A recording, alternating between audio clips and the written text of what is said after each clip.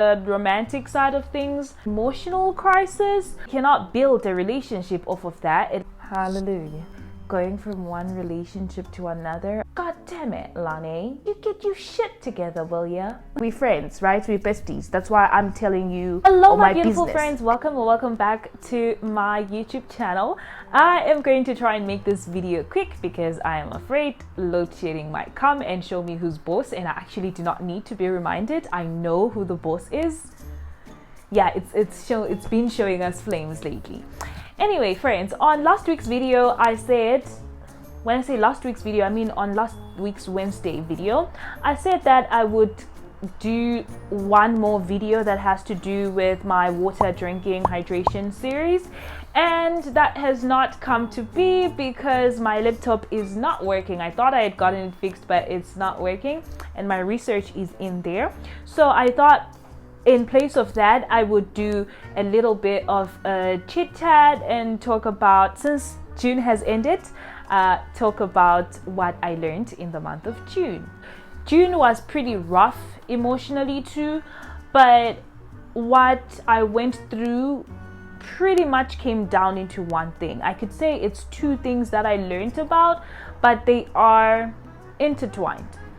If you watched the last video where I talked about what I learned in the month of May, then you remember the last part, what I was talking about, the romantic side of things. I grasped what I found out about myself in May, and I thought I was gonna work on it, you know, journal, do all these things, which I didn't do at the beginning of June, but I kept procrastinating. There was just so much going on. I didn't do any shadow work, any journaling. I didn't do much yoga in June, come to think of it. So I then went into a bit of an emotional crisis. I got into a deep feeling of longing for a partner and for love. And when it began, I just thought that I was just pining over the guy that I was talking about in the previous video again. I feel like I talk about him a lot. We should give him a name. We'll call him Luke. Okay, let's say it's Luke. Okay, so I just thought maybe I was pining over Luke and I just miss him. Maybe I want to connect with him again, which may be true, but to a certain extent. When this started happening, I did a lot of shadow work, a lot of journaling, a lot of meditating, especially in the past few days, because I had been going through an emotional roller coaster and I did not have an explanation for it. I prayed, I did everything that I could, and when I felt defeated, the moment I felt defeated, when I thought I really don't know anymore, my answer came again through the form of a video, and I will insert that video here. Hi, are you doing it again? Are you lowering your standards so that you can have the perception of more options, when in reality you really need to grapple with the fact that raising your standards makes you a little bit lonely, makes you feel a little lonely inside, like you don't have choice? But in reality, what you're doing when you're setting high standards is expanding your choices by making room for the things that are highly aligned with you, your values, your soul, your spirit, and your being. Is that what you're doing? Are you struggling to accept that setting standards can make you experience a little loneliness? You might be on your own for a while, till you meet that high alignment, till you meet those highly aligned partners and people. Are you struggling with that? So you're feeling like, oh, let me just open it up. Let me just expand my standards. Let me so that I can meet more people. Okay, who are you going to meet? Who are you going to meet when you drop those standards? Who are you going to begin to work with? What type of work will you be doing? How will you feel when you lower your standards so that you have more choice? How will that make you feel? Will you feel energized or will you feel drained, used, lied to, exploited? Maybe it's time to hold on to those standards that you have. Deal with the loneliness, right? Fewer choice right now for more choice later. So when I watched that video, I realized that me having this need and pining over this guy, even though I had said on the previous video that as much as we really like each other, or rather liked each other, we do not align. Our values and maybe when I say values, I mean religion and how we view the world and how we think things should be, it clashes a lot of the time. So that we cannot build a relationship off of that, at least I think not. So at the same time, I would go on pining over him and just really missing him and wanting him to be there, which is the complete opposite of what I want. And I knew, okay, fine, yeah, I have issues with my self-worth or whatever. I need to journal and try to heal my childhood traumas and things like that in order to get it in order. Yes, that is true, but I realized that what I was going through in June, the longing for a relationship or a partner, it was just I hope this is not too bad.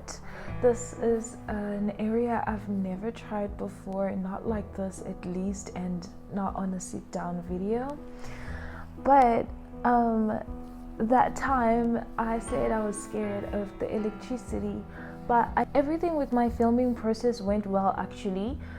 The electricity didn't go off when I thought it would. The problem was space. My video stopped in the middle because I had run out of space, and I was talking and talking because I'm using my back camera. I couldn't see that it stopped. I was talking and I wasn't filming, and I didn't get a chance to film again. The electricity went off. So I'm trying to pick up from where the footage cut. I'm gonna try my best to continue on and raise my points. Also, I feel strain on my throat. Well, isn't this lovely? I don't have to stand up for this. Hallelujah.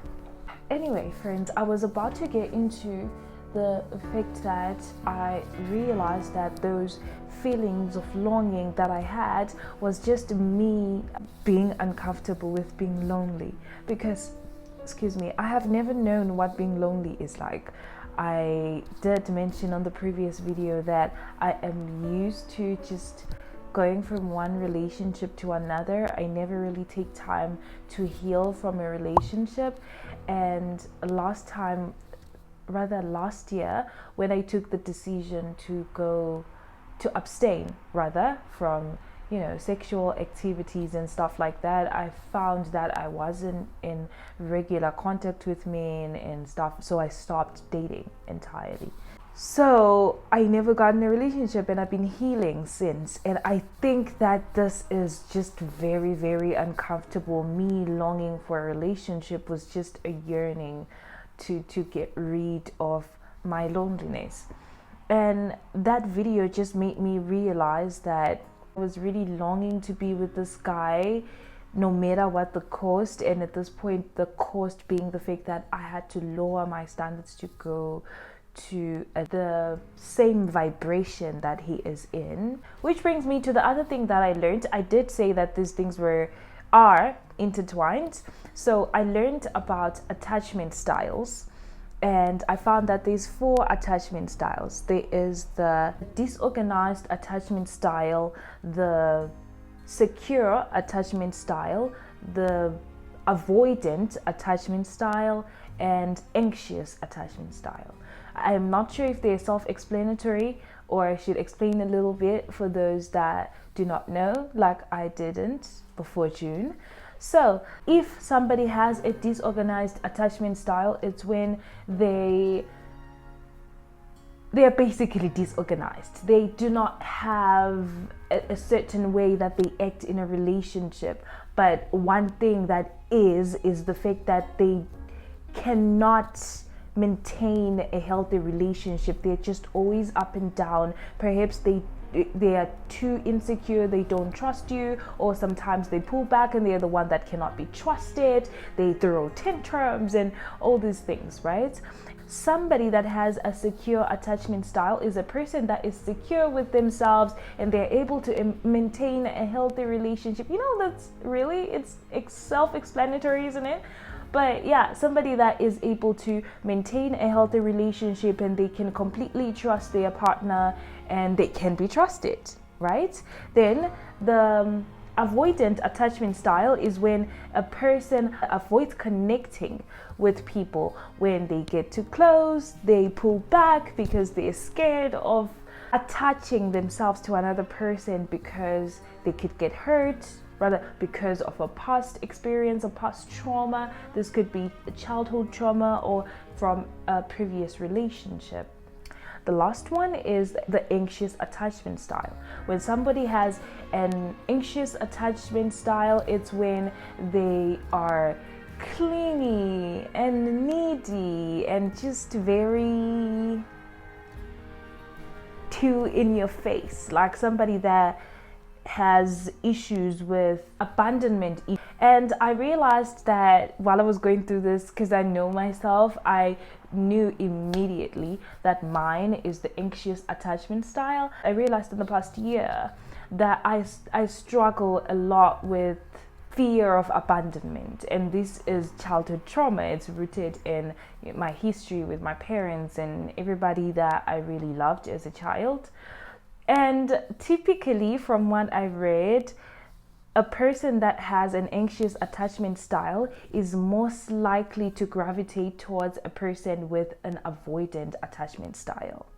And I realized that, look, in my opinion, from what I've analyzed, I think he has the avoidant attachment style. Do you say he has? Whatever. But yes, I gravitate towards people like that, and he is like that, and I'm just like, God damn it, Lani, you get your shit together, will ya? But yes, I realized that was the problem, and I just learned that loneliness is safe sometimes. This one day I was listening to one of my favorite YouTubers, and she was talking about how, as a woman, when a guy rejects you, that's the goddess, or maybe that's God. I think that's something more people will be comfortable with, but that is God protecting you from that person and their energy and what they will potentially bring to your life. And I realized that loneliness is a gift if you sit down and just be with yourself, be by yourself. For example, me, I need to get comfortable with myself. That is something that I've never done since I became an adult, and I became an adult a very long time ago. So yeah, friends, that is the video, and that is what I learned in the month of June. I hope that you enjoyed the video and that perhaps you got some insight and you learned something and you could perhaps get your shit together. Unlike me, because I need to really, guys, I need to get my shit together, because I get really like, it's like now I know, right, what's going on, but it doesn't make the feelings that I have go away. Like when I hear that, oh, he was asking about you or something like that, I'm like, I'm excited. And I need to stop. I just need to stop. Anyway, I hope you enjoyed the video. If you enjoyed the video, please don't forget to like and subscribe to the channel. Also, switch on the notification bell so that you can be notified whenever I post and upload. Also, follow me on Instagram. I have 2 Instagrams. You get to choose. Either you follow me on both or you follow me on one. I'm super active there right now, so I need you to be over there so we can talk and chat on the stories and do all the Instagram stuff, right? Okay, because we friends, right? We're besties. That's why I'm telling you all my business, because we're besties. Now, why are you not following me on Instagram? Okay, bye-bye. No, for real, I appreciate you. Bye. I'll see you next week. Hopefully, I'll be getting you to drink more water.